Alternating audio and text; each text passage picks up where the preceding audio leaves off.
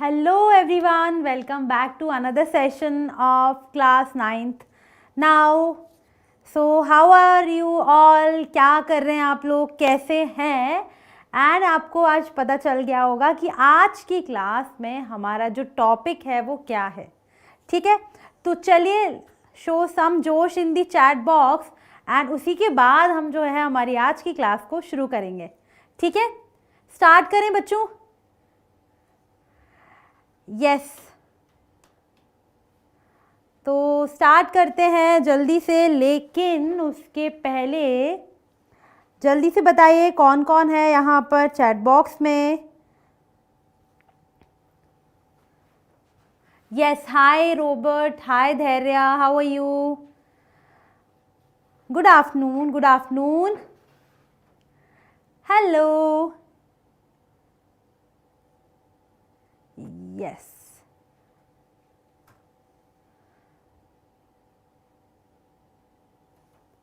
Very good. How are you, Ayush? I am good, Ayush. How about you? How are you doing? Yes. चलिए, तो बच्चों आज का topic क्या है? Ma'am it's alpha. कहाँ पर लिखा है alpha? Yes, please ask a question, लेकिन उसके पहले please tell me your name as well. है ना, थोड़ा सा नेम बताइए. Ma'am I am doing well. अरे वाह, वेरी गुड. अल्फ़ा कहाँ आ गया यार? अल्फ़ा का तो यहाँ कुछ काम ही नहीं है. ठीक है, चलिए तो बच्चों आप क्वेश्चंस पूछते रहिएगा, ऐसे ही चैट करते रहिएगा. तो हम स्टार्ट करते हैं हमारी आज की क्लास. यस, चलिए तो स्टार्ट करें. बच्चों अगर आप लास्ट क्लास में आए थे तो लास्ट क्लास में मैं आपको बता रही थी स्टेट्स ऑफ मैटर के बारे में. एंड हमने पढ़ा था कि हमारे पास ना 3 स्टेट्स ऑफ मैटर होते हैं. सॉलिड होता है, लिक्विड होता है, गैसेस होता है. High creative zone. ठीक है, लेकिन स्टेट्स ऑफ मैटर तो हैं ये. सॉलिड में तो आपको पता है मॉलिक्यूल्स के बीच में ना बहुत बहुत अच्छी स्ट्रॉन्ग फ्रेंडशिप होती है, तो जिसकी वजह से उनके बीच में इंटरमॉलिक्यूलर डिस्टेंस होता ही नहीं है, बहुत कम होता है ना. तो इसलिए मॉलिक्यूल्स पास पास रहते हैं. लिक्विड्स में ऐसा नहीं होता. लिक्विड्स में थोड़ा जो है मॉलिक्यूल्स के बीच में क्या होगा, वीक इंटरमॉलिकुलर फोर्सेस होते हैं in comparison to solid. Friendship तो होती है बट उतनी स्ट्रांग नहीं होती है. इसीलिए लिक्विड के मॉलिक्यूल्स जो हैं थोड़ा फ्री टू मूव होते हैं और उनके बीच में कुछ डिस्टेंस भी होते हैं. Last gases. गैसेस के जो मॉलिक्यूल्स होते हैं वो एकदम फ्री बर्ड्स की तरह होते हैं एंड इनके बीच में जो इंटरमॉलिकुलर फोर्सेस होते हैं they are the minimum. Right now the point is कि क्या हमेशा ऐसा होता है? सोचने वाली बात है ना. क्या हमेशा ऐसा होगा कि यार नहीं हमेशा ही सॉलिड में रहेगा, लिक्विड में रहेगा, गैस में रहेगा? नहीं बाबा, ऐसा नहीं होता है. क्या होता है? होता ये है कि हमारे जो सॉलिड, लिक्विड और गैस हैं वो एक दूसरे में इंटर कन्वर्ट होते रहते हैं. ठीक है, सॉलिड्स, लिक्विड और गैसेस एक दूसरे में इंटर कन्वर्ट होते रहते हैं. वही है हमारा आज का topic, inter convergence of different states of matter. तो जल्दी से बताइए कौन कौन है मेरे साथ क्लास में. कम ऑन, जल्दी से यहाँ पर चैट बॉक्स में बताइए. क्या हम स्टार्ट करें? Shall we start? Say yes और no?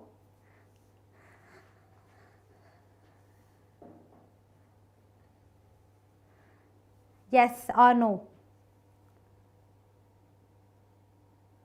Ma'am can you take a video about titration? What titration? 9th में टाइट्रेशन?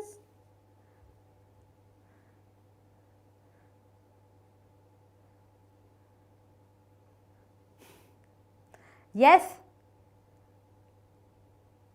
चलिए बच्चों बताइए फिर जल्दी से. अरे यार इतना धीरे धीरे बताओगे तो कैसे काम चलेगा, है ना. इतना धीरे धीरे. चलिए तो स्टार्ट करते हैं हम. तो हाँ बिल्कुल, या टाइट्रेशन रिएक्शन होती है but that is not a part of class 9th, right. It is a part of class 11th and 12th, right. So अभी हम लोग इसको नहीं पढ़ने वाले हैं. डेफिनेटली पढ़ेंगे बट यहाँ नहीं पढ़ेंगे. ठीक है, चलिए. ओके, तो इंटर कन्वर्ट आप सॉलिड को लिक्विड में, लिक्विड को गैस में बिल्कुल कर सकते हैं. कैसे कर सकते हैं? हम कर सकते हैं इंटर कन्वर्ट बाय हीटिंग और बाय कूलिंग. ठीक है, सॉलिड लिक्विड में कन्वर्ट हो जाता है, लिक्विड गैस में कन्वर्ट हो जाता है एंड दिस प्रोसेस कंटिन्यूज. ठीक है, अब हम आगे बात करते हैं कि क्या होता है एंड ऐसा क्यों होता है कि जब आप सॉलिड्स को हीट करते हो तो वो लिक्विड में कन्वर्ट हो जाते हैं? क्या रीजन हो सकता है बच्चों, बताइए. What is the reason why on heating the solids are converted to liquids और the liquids are converted to gases? Tell me the reason please. What can be the reason? चलिए बताइए. Reason reason reason.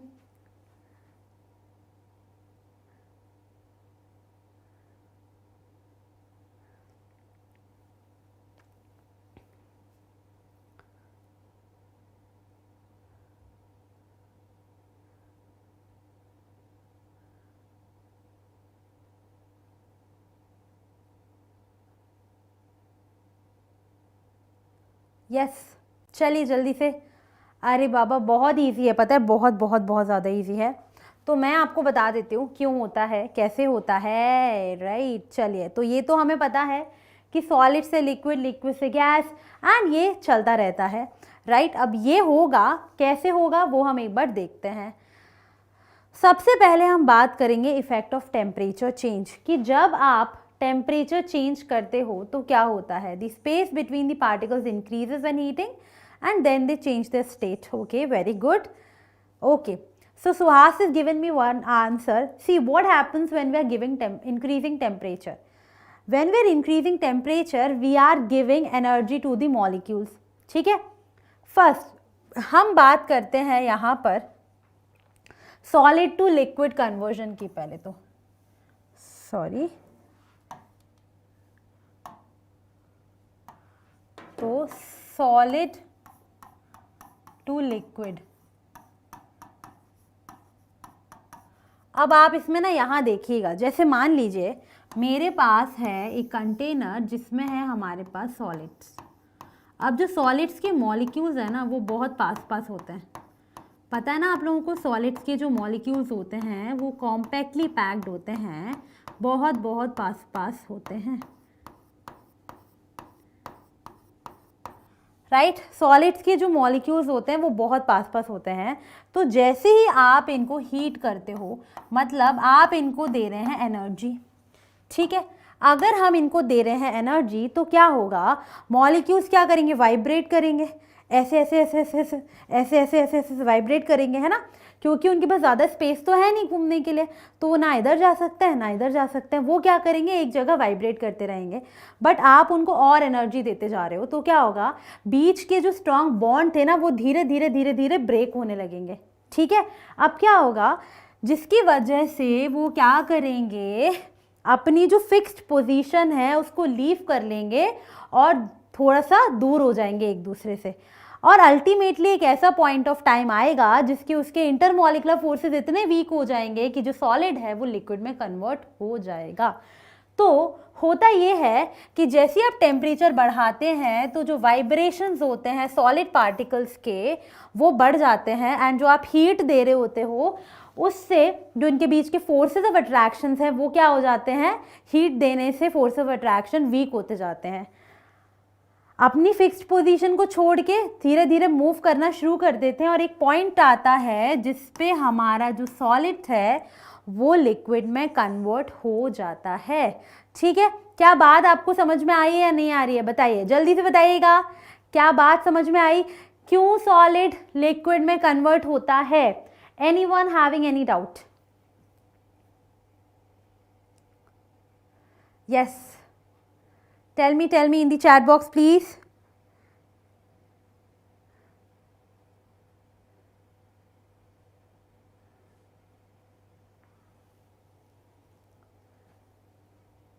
Yes,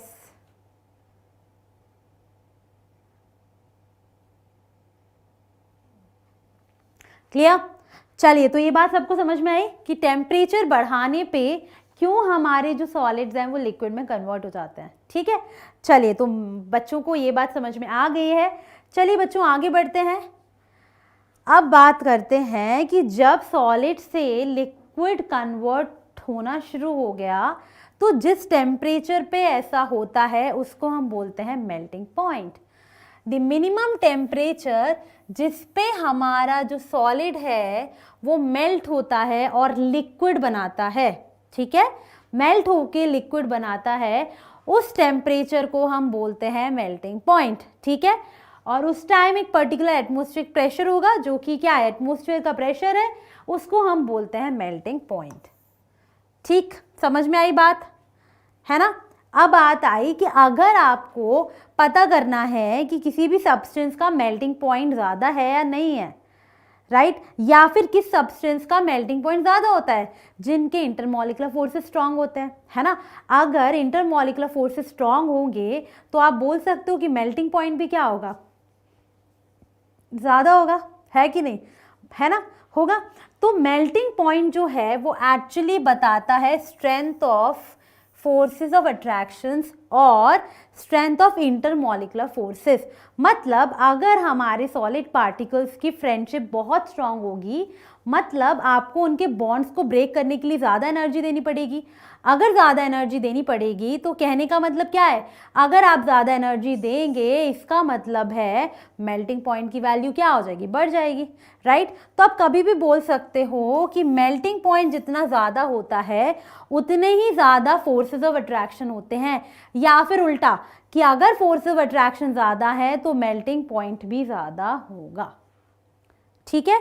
क्या ये बात सबको समझ में आई, melting point क्या होता है और कैसे हम मेल्टिंग पॉइंट से बता सकते हैं कि किस में ज़्यादा स्ट्रॉन्ग बॉन्ड है।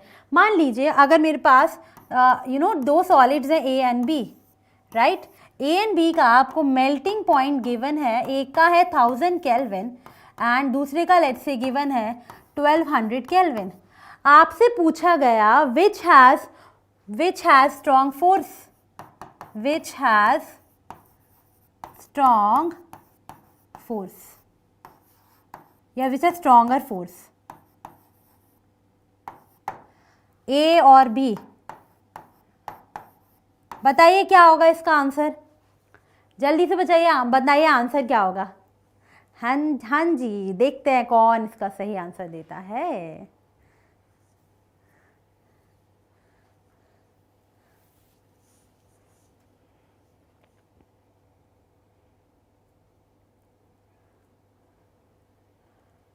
यस, कम ऑन, देखते हैं कौन इसका सही आंसर देता है बच्चों। चलिए आप बताइए, आई एम वेटिंग।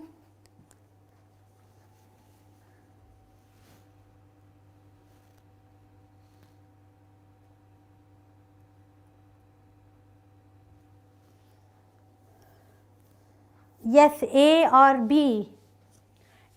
बी में से किसके स्ट्रॉन्ग फोर्सेस हैं।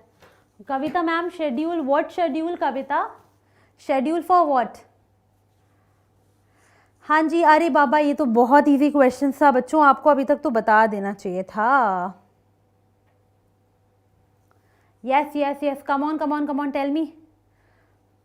बहुत इजी क्वेश्चन है। Melting point is directly proportional to force of attraction. जिसका मेल्टिंग पॉइंट ज़्यादा है उसके फोर्स ऑफ अट्रैक्शन ज़्यादा है, मतलब वो ज़्यादा स्ट्रॉन्ग है।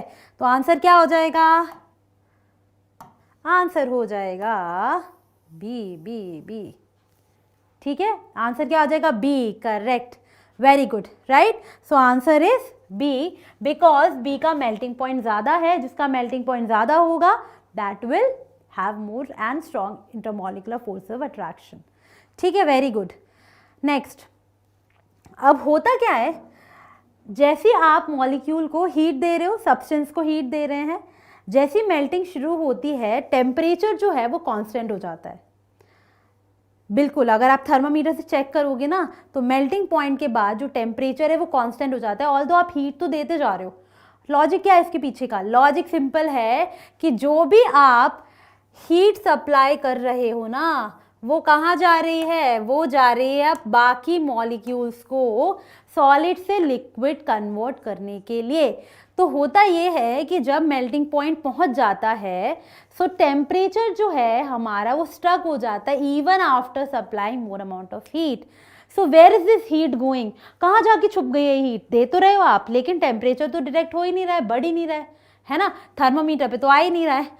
तो क्योंकि अब जो एनर्जी आप दे रहे हो वो कन्वर्ट कर रहे हैं सारे सॉलिड के मॉलिक्यूल्स को लिक्विड में, ठीक है, कन्वर्ट कर रहे हैं, इसीलिए वो हिडन है।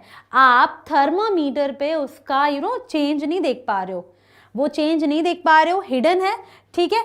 तो इसको हम बोलते हैं, इस हीट को हम बोलते हैं लेटेंट हीट, जिसको बोला जाता है छुपी हुई हीट, राइट, लेटेंट हीट। चलिए अब हम बात कर लेते हैं लेटेंट हीट ऑफ फ्यूजन। तो स्पेसिफिकली जो ये प्रोसेस हो रहा होता है जिसमें 1 kg ऑफ सॉलिड जो है वो कन्वर्ट होता है लिक्विड में एट इट्स मेल्टिंग पॉइंट, उसको बोला जाता है latent heat of fusion. The amount of heat energy that is required to change 1 kg of a solid into liquid at atmospheric pressure at its melting point is known as latent heat of fusion। तो latent heat of fusion क्या होती है बच्चों? कितनी heat आपको देनी पड़ रही है 1 kg ऑफ सॉलिड को लिक्विड में कन्वर्ट करने के लिए? You are asking about the schedule of classes कविता?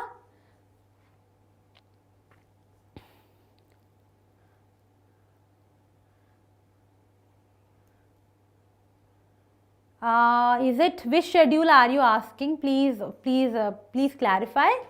ठीक है, चलिए, तो ये हो गया latent heat of fusion, clear है। रोज 1 क्लास होती है क्लास 9th में, it can be physics, it can be chemistry, it can be math, it can be biology, okay, ठीक है। एट सेम टाइम 3 o'clock रोज एक क्लास होती है। अब हम बात करते हैं for the conversion of liquid to gas.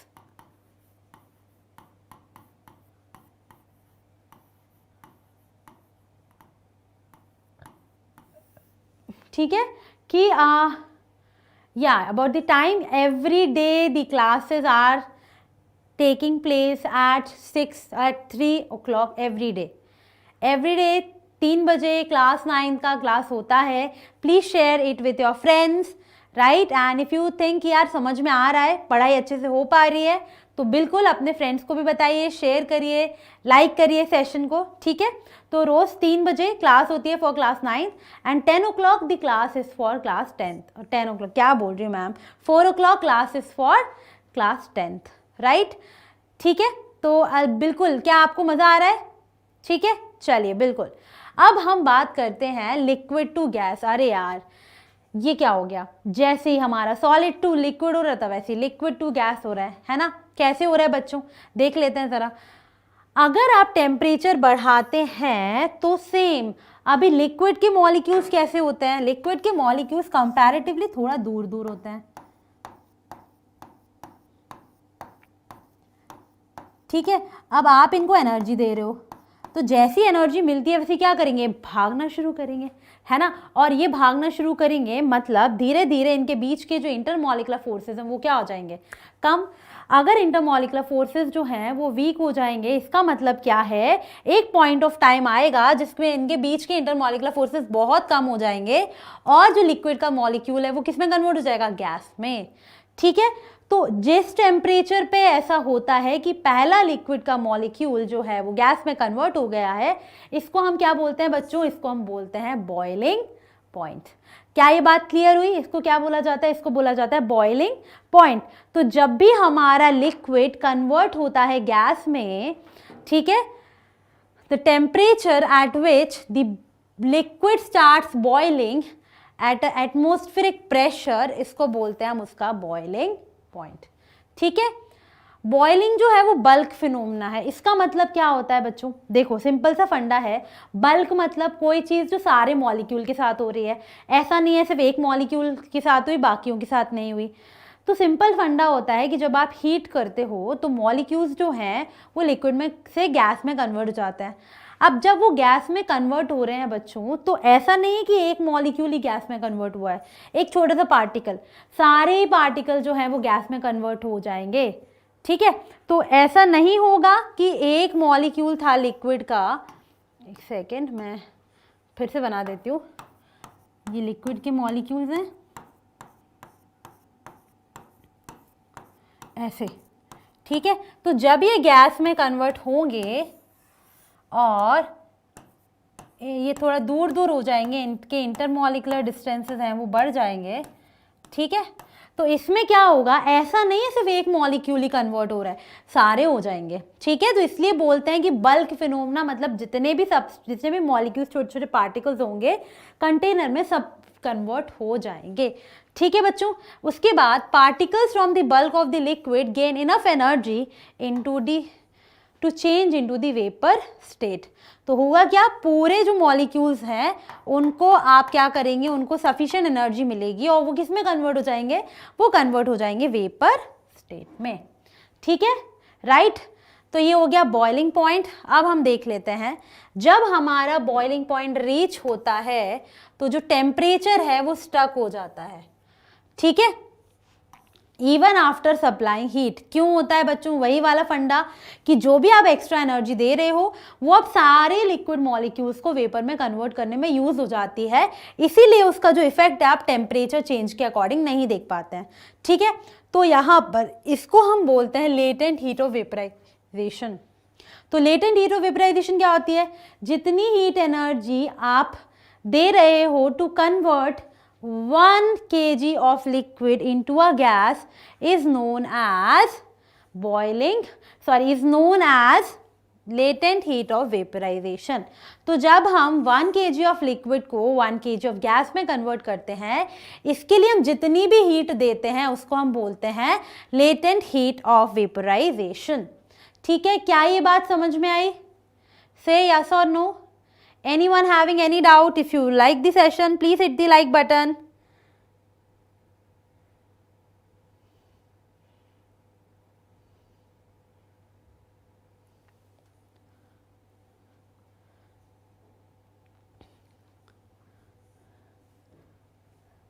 Tell me. चलिए, तो मतलब मैं मान लेती हूं कि बच्चों को कोई भी डाउट नहीं है, राइट। एक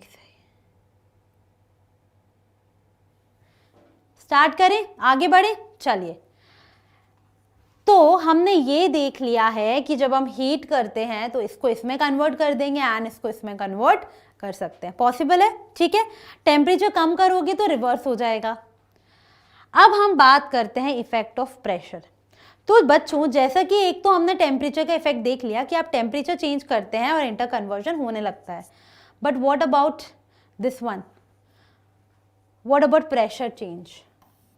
प्रेशर चेंज करने से क्या होगा बताइए? तो प्रेशर चेंज करने से भी इंटर कन्वर्जन होता है। ठीक है, कैसे होता है? जब आप प्रेशर बढ़ा रहे हो, है ना, प्रेशर बढ़ा रहे हो मतलब ऊपर से आप कुछ प्रेशर लगा रहे हो, तो क्या होगा, मॉलिक्यूल्स जो हैं कंटेनर में वो और पास आते जाएंगे, होगा कि नहीं? ऐसा होगा, है ना। तो जब आप प्रेशर लगा रहे हो तो हमारे जो मॉलिक्यूल्स हैं वो पास आते जाएंगे और पास में आएंगे तो उनके बीच के इंट्रैक्शंस बढ़ेंगे तो बीच की intermolecular forces will become strong and एक पॉइंट ऐसा आएगा जिसमें अल्टीमेटली जो मॉलिक्यूल है वो किस में कन्वर्ट हो जाएगा, वो कन्वर्ट हो जाएगा लिक्विड में। तो होगा ये कि जब आप प्रेशर बढ़ाते हो तो मॉलिक्यूल्स जो हैं वो पास में आ जाएंगे और एक दूसरे से बात करने लगेंगे। अगर बात करेंगे तो क्या होगा, फोर्सेस बढ़ेंगे मतलब इंटरमॉलिकुलर फोर्सेस स्ट्रांग होंगे और एक पॉइंट ऐसा आएगा जिसमें हमारा मॉलिक्यूल, गैस का मॉलिक्यूल अल्टीमेटली किस में कन्वर्ट हो जाएगा, लिक्विड में। क्या ये बात सबको समझ में आ रही है? से यस और no in the chat box please, है ना, जल्दी से बता दीजिए। Yes, tell me. हाय, चलो, so this is for the conversion of gas to liquid. Now what about liquid to solid? Same. अरे बाबा, जो लिक्विड और जो गैस के साथ हो रहा था वही लिक्विड के साथ होगा ना, लोचा तो सेम ही है। क्या है लोचा ये कहता है, फंडा ये कहता है कि जैसे ही आप प्रेशर दोगे तो मॉलिक्यूल्स पास में आ जाएंगे, फ्रेंडशिप करेंगे, फ्रेंडशिप इतनी स्ट्रांग हो जाएगी कि अल्टीमेटली किस में कन्वर्ट हो जाएंगे, सॉलिड में। ठीक है, सेम फंडा है, सेम प्रिंसिपल है, तो मुझे लग रहा है आप लोगों को समझ में आया होगा। ठीक है, चलिए, बिल्कुल सही पकड़े हैं कल्पा, वेरी गुड। यस, चलिए आगे देख लेते हैं। तो कंप्रेशन क्या होता है, एक बार इसको देख लो, देखो कंप्रेशन ये तो बहुत इजी हो गया, अब तो समझ में आएगा। एक्चुअली प्रेशर सॉलिड पे अप्लाई करने पे फर्क नहीं पड़ेगा, बिकॉज सॉलिड में ऑलरेडी पार्टिकल्स बहुत पास पास हैं, ठीक है Ravan, so it will not be affected, compression नहीं हो पाएगा। गैस का हो सकता है, लिक्विड का हो सकता है, बिकॉज यहाँ पर स्पेस होती है, जगह होती है, बट सॉलिड्स के केस में ऐसा नहीं होता है, ठीक है। अभी हम प्रोसेसेस देख लेते हैं। सॉलिड टू लिक्विड सबको पता है, सॉलिडिफिकेशन होता है, और सॉलिड टू लिक्विड होता है फ्यूजन, एंड ऑपोजिट होता है सॉलिडिफिकेशन, ठीक है। नाउ लिक्विड टू गैस, तो लिक्विड से गैस में जब जाते हैं तो इवोपरेशन या वेपराइजेशन, और रिवर्स प्रोसेस को आप क्या बोलते हैं, रिवर्स प्रोसेस को आप बोलते हैं कंडेंसेशन, राइट। उसके बाद सॉलिड से गैस, वेरी फेमस सब्लिमेशन, और ऑपोजिट डिपोजिशन, ठीक है ओके। तो ये हो गए हमारे inter convergence of state of matter, और जो प्रोसेस होता है उनके नेम्स। क्या ये बात सबको क्लियर है? Okay everyone, very good. Now let us move ahead, late us see the units. Okay, तो यूनिट्स की अगर हम बात करते हैं तो सबसे पहले आप टेम्परेचर की बात करेंगे, ठीक है। टेम्परेचर में क्या होता है, इसका जो एसआई यूनिट है that is kelvin, okay. The SI, या श्योर, एसआई यूनिट क्या होता है इसका, केल्विन होता है, और जो कॉमन यूनिट है वो डिग्री सेल्सियस होता है। तो हम कन्वर्ट कैसे करते हैं, हम लिख सकते हैं, जब आपको टेम्परेचर को केल्विन में कन्वर्ट करना है तो जो डिग्री सेल्सियस में है टेम्परेचर, उसमें आप 273.15 ऐड कर देंगे, तो आपको जो टेम्परेचर है वो आपको केल्विन में मिल जाएगा।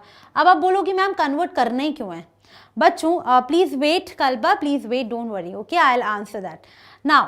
होगा ये कि मेनली होता ये है कि अब यार टेम्परेचर आप तो जो मेजर करते हो वो डिग्री सेल्सियस में होता है, बट ऐसा यूनिट केल्विन में है, तो आप कोई भी जो यूनिट्स डालते हो और कोई वैल्यूज डालते हो वहाँ पर तो केल्विन होता है, तो डिग्री सेल्सियस से काम नहीं चलेगा बच्चों, तो आपको कन्वर्ट करना पड़ेगा डिग्री सेल्सियस से केल्विन में, ठीक है। तो केल्विन में करने के लिए क्या करेंगे, 273.15 ऐड करेंगे, या फिर आप ये भी कर सकते हो सिर्फ 273 ऐड करिए, ठीक है, तो भी हमारा काम चल जाएगा। उसके बाद प्रेशर, प्रेशर का यूनिट होता है, common unit is atmosphere, okay, ठीक है। नाउ उसके बाद एसआई यूनिट क्या होता है, एसआई यूनिट होता है इसका पास्कल।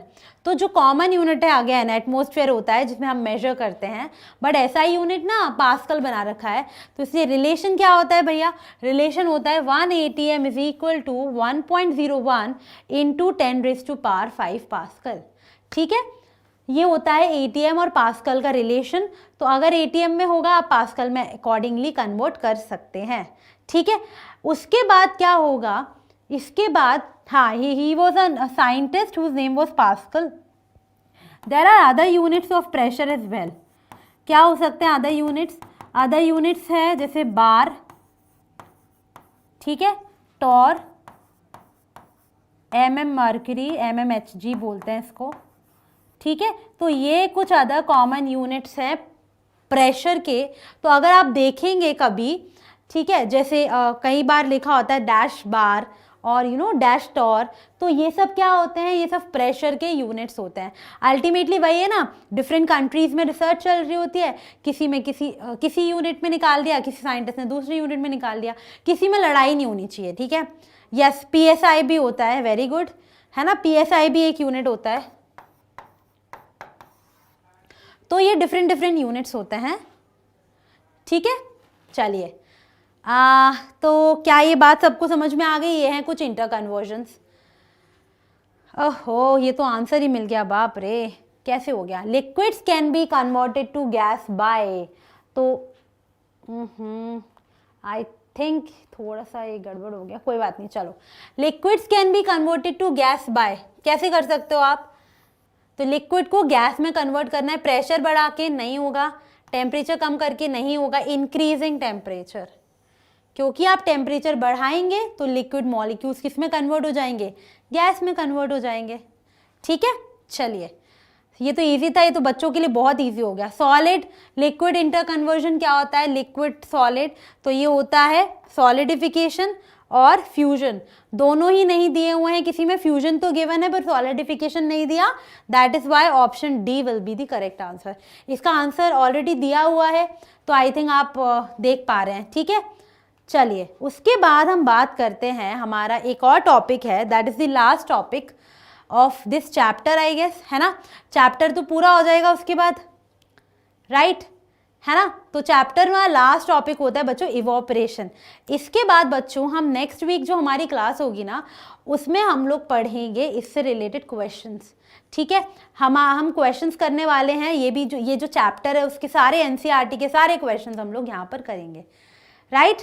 तो आप लोग, लेकिन आज हमारा ये चैप्टर फिनिश हो जाएगा तो ये वाला चैप्टर जो है वो एनसीईआरटी से पढ़ के आइएगा, ठीक है। उसके बाद हम जो है वो क्वेश्चन सॉल्व कर लेंगे। चलिए तो स्टार्ट करते हैं। इवोपरेशन क्या होता है? जब भी हमारा लिक्विड जो है वो गैस में कन्वर्ट हो जाता है at any temperature below it's boiling point. तो इवोपरेशन क्या होता है? आपने हीट करना शुरू किया, आपने पानी की कढ़ाई ली, उसको गैस पे रख दिया, आपने हीट करना शुरू किया, तो क्या होगा आप देखेंगे धीरे धीरे बॉयल होने लगता है वाटर, ठीक है। तो जब भी बॉइलिंग पॉइंट से पहले जो भी हो रहा होता है पानी का भाप बनना, उसको हम बोलते हैं इवोपरेशन, ठीक है। क्लियर है? यस, बैड ब्रो राइटर, पहले तो प्लीज अपना नाम सही करके आइए, फिर डाउट पूछेगा। नाम सही नहीं करोगे तो कैसे काम चलेगा, है ना। यस चलिए ठीक है, नाम सही लिख लो यार।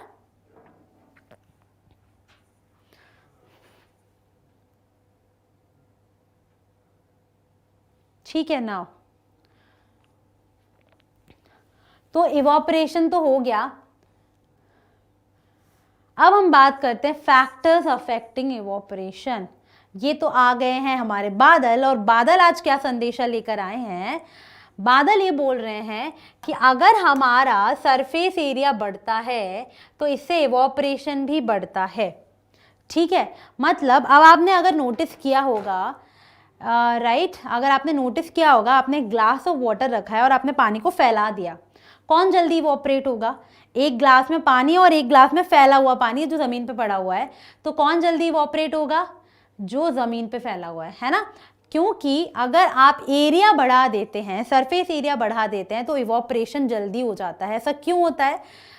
अभी क्या होगा, हमारे जो मॉलिक्यूल्स हैं, ज़्यादा मॉलिक्यूल्स ऑफ वाटर हैं, वो एटमॉस्फेयर के कांटेक्ट में आएंगे और जल्दी से इवोपरेट हो जाएंगे, ठीक है। लेकिन यहाँ पर क्या होगा, इवोपरेशन जब आप ग्लास में कर रहे हो तो कम मॉलिक्यूल्स हैं सरफेस पे जो कांटेक्ट में आएंगे एटमॉस्फेयर के, और इवोपरेशन थोड़ा स्लो होगा। तो इवोपरेशन जो है बच्चों, वो सरफेस एरिया बढ़ाने से उसकी रेट ऑफ इवोपरेशन क्या हो जाता है? बढ़ जाता है, ठीक है। अब हम स्टार्ट करेंगे नेक्स्ट वाला पॉइंट देख लेते हैं, या we will talk about that. Temperature अब बढ़ाएंगे तो क्या होगा? ये तो बहुत इजी हो गया बाबा। अगर आप टेम्परेचर बढ़ाएंगे तो क्या होगा? टेम्परेचर इंक्रीज करने पे आप मॉलिक्यूल्स को और हीट दे रहे हो तो और फटाफट से वो लिक्विड से गैस में कन्वर्ट होंगे, तो क्या हो जाएगा? इवोपरेशन भी बढ़ जाएगा, है ना। तो एरिया बढ़ाने पे, टेम्परेचर बढ़ाने पे क्या होगा? हमारा सरफेस टेंशन बोल रहे हैं, इवोपरेशन जो है वो बढ़ जाएगा। तो ये हमारे 2 फैक्टर्स हैं जिस पे इवोपरेशन डिपेंड करता है। और भी फैक्टर्स हैं बच्चों, प्लीज वेट, बताती हूँ आपको, ठीक है। क्या ये दोनों फैक्टर्स क्लियर हैं? राइट, क्या ये दोनों फैक्टर्स क्लियर हैं? चलिए नेक्स्ट इज ह्यूमिडिटी और विंड स्पीड। तो अगर आप ह्यूमिडिटी की बात करते हैं, ह्यूमिडिटी मतलब क्या होता है? वाटर में नमी आना, सॉरी एयर में नमी आना, एयर में थोड़ा सा वाटर का प्रेजेंस होना, जिसकी वजह से क्या होगा? Water content in air. Humidity अगर बढ़ेगी तो इवोपरेशन जो है वो कम हो जाएगा, क्योंकि वाटर कंटेंट जो है एटमॉस्फेयर में बढ़ जाएगा, ठीक है। तो जिसकी वजह से जिस रेट से इवोपरेशन पहले हो रहा था अब वो नहीं हो पाएगा, अब और स्लोली इवोपरेशन होगा।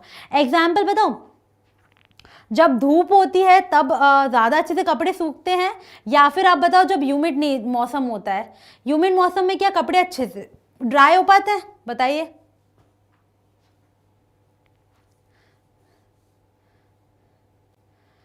नहीं होते ना। कब अच्छे से सूखते हैं? जब एकदम ड्राई सा मौसम होता है। ड्राई मौसम मतलब धूप है मतलब वाटर कंटेंट जो है एयर में वो कम है, ठीक है, राइट। इसके बाद अगर विंड स्पीड बढ़ेगी तो क्या होगा, विंड स्पीड बढ़ेगी तो नेचुरल है, अगर हवा चल रही होगी तो बहुत अच्छे से हमारे जो कपड़े हैं वो एकदम ड्राई हो जाएंगे, बिकॉज वो विंड स्पीड से क्या होगा, जो पार्टिकल्स हैं वो क्या करेंगे, इधर उधर मूव करेंगे और इवोपरेशन है हमारा, इवोपरेशन और जल्दी हो जाएगा, ठीक है। ह्यूमिडिटी से इवोपरेशन कम होता है। बाकी तीनों factors wind speed, temperature and area, ये अगर आप इंक्रीज करेंगे तो रेट ऑफ इवोपरेशन बढ़ेगा। Yes Raj, we talked about diffusion, right, okay. Hi Ayushman, क्योंकि एटमोस्फियर में रहता है ऑलरेडी, देयरफॉर या correct, right. Now let us see a very important effect, that is the cooling effect of evaporation. Cooling effect of evaporation, कि evaporation जिस surface से हो जाता है वो कूल हो जाता है, ठंडा ठंडा कूल कूल, ठीक है। तो ऐसा क्यों होता है, तो सिंपल सा फंडा है। देखो अगर मैंने यहाँ पर वाटर ले रखा है एंड वो इवोपरेट हो गया है, तो वाटर जो है वो अपने साथ क्या लेके जा रहा है, अपने साथ हीट लेके जा रहा है, और जो रिजल्टिंग सरफेस है वो ठंडा हो जाता है। कैसे देखते हैं, जो सरफेस पे पार्टिकल्स होते हैं, जैसे यहाँ पर है मैंने पानी रख दिया, तो सरफेस के पार्टिकल्स हैं वो क्या करेंगे, वो एनर्जी गेन करेंगे, वो एनर्जी गेन करके और बाहर निकल लेंगे, राइट। तो एनर्जी गेन करेंगे या तो सराउंडिंग से या फिर हमारी बॉडी से करेंगे, और किस में कन्वर्ट हो जाएंगे, वेपर में, ठीक है। तो मतलब जो वाटर के मॉलिक्यूल्स थे उन्होंने कहीं ना कहीं से तो एनर्जी लिया, या तो बाहर से लेंगे या हमारी बॉडी से लेंगे, और ये एनर्जी लेके खुद क्या हो जाएंगे, छूमंतर हो जाएंगे, ठीक है। अब क्या होगा, जो ये हीट एनर्जी है वो किसके बराबर है, वो बराबर है लेटेंट हीट ऑफ वेपराइजेशन के, और मतलब जो ये हीट है जो लेके गया है वो किसके बराबर है, लेटेंट हीट ऑफ वेपराइजेशन के, जो कि कम हो जाएगी, जो कि निकल जाएगी। इसका मतलब है अब जो रिजल्टिंग हमारा सरफेस रह जाएगा वो क्या होगा, ठंडा हो जाएगा, क्योंकि हीट क्या होगी, कम होगी, ठीक है। तो हीट कम हो गई तो क्या हो जाएगा, हीट कम हो जाएगी तो सरफेस ठंडा हो जाएगा। तो कभी भी आप देखेंगे जिस सरफेस से इवोपरेशन हो रहा होता है वहां थोड़ा सा ठंडक हो जाती है, वो ठंडा हो जाता है, ठीक है। अब यही वाला बेसिक फंडा होता है हमारे कि हम जनरली बोला जाता है कि आप कॉटन क्लोथ्स पहना करो समर्स में, क्योंकि हमारी बॉडी में स्वेट आता है तो वो इवोपरेट होता है, तो इवोपरेट होने के साथ साथ जो एनर्जी है वो भी कम हो जाती है और हमें ठंडा ठंडा कूल कूल फील होता है। कॉटन क्लोथ से क्यों होता है, क्योंकि कॉटन क्लोथ से आसानी से इवोपरेशन हो पाता है, राइट। तो कॉटन जो है वो बहुत अच्छा एब्जॉर्बर है वाटर का, ठीक है। Cotton is a good absorber of water, तो वो क्या करेगा, जो स्वेट है उसको हमारी बॉडी से स्वेट को एब्जॉर्ब कर लेगा और इवोपरेट हो जाएगा, जिसकी वजह से इवोपरेशन इजी हो गया। इवोपरेशन हो गया तो मतलब क्या हो गया, अब हमें ठंडा ठंडा फील होगा, ठंडा ठंडा कूल कूल फील हो जाएगा, ठीक है।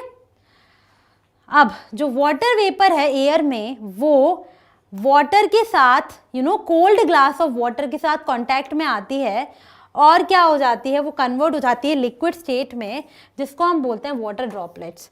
मतलब आपने देखा होगा कि जब जैसे हम कोई भी ठंडा पानी बाहर निकाल के रखते हैं, बोतल मान लो ग्लास में निकाल के रखा फ्रिज में से बाहर, तो क्या होता है, या आप देखेंगे कुछ वाटर ड्रॉपलेट्स। क्यों होती हैं वाटर ड्रॉपलेट्स, क्योंकि देखो क्या हो रहा है, जो वाटर वेपर है, जो एयर थी, वो कांटेक्ट में आती है कोल्ड ग्लास के, तो एयर में जो वाटर वेपर है वो ग्लास से कांटेक्ट में आती है, ठीक है।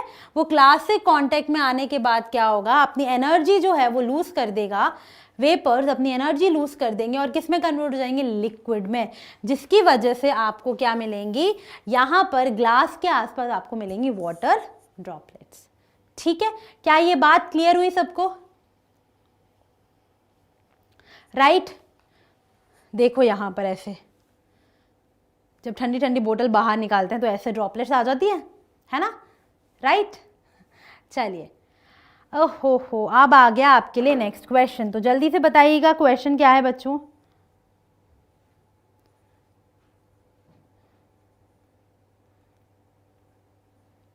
Yes, tell me what is the answer of this question? Evaporation is the process. Very easy. Very, very easy question. Everyone please answer C. Suhas is saying it should be C. What about others?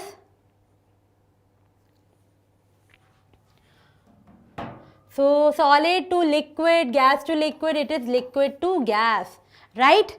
Very good, Suhas. Option C is the correct answer. Okay. Next question. Evaporation is not affected by.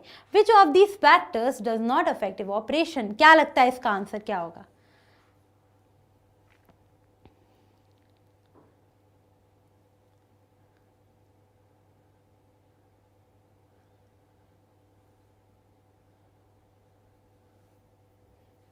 हाँ जी. Waiting for all of your answers, everyone.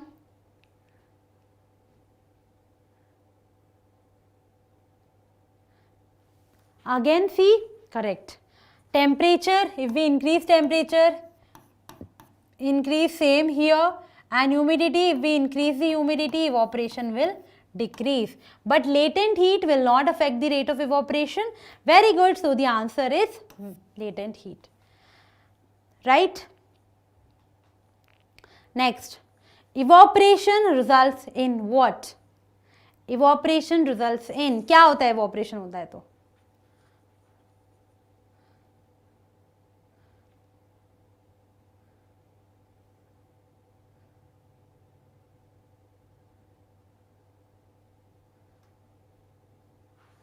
D, correct, it is cooling. Very good. Evaporation causes a cooling effect, therefore option D is the correct answer. Next.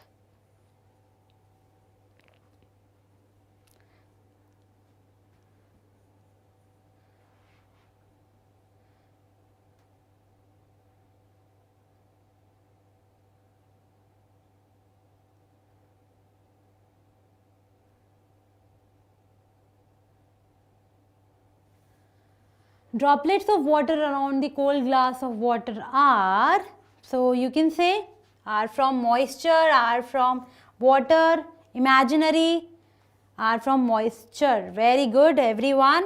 So those of you think that C is the answer, they are absolutely right. Okay. Droplets of water around the cold glass are liquid form of water vapor which are present in moisture. Very good. So that's all in today's class, everyone. So please keep this thing in mind. I am possible. The word impossible indicates this, right? And if you enjoyed the session, please like the session, subscribe and share with your friends as well. So that's all in today's class. Signing off. Now in the next class, we will see questions on this chapter. So that's all from my side, everyone. Have a nice day ahead. Bye-bye.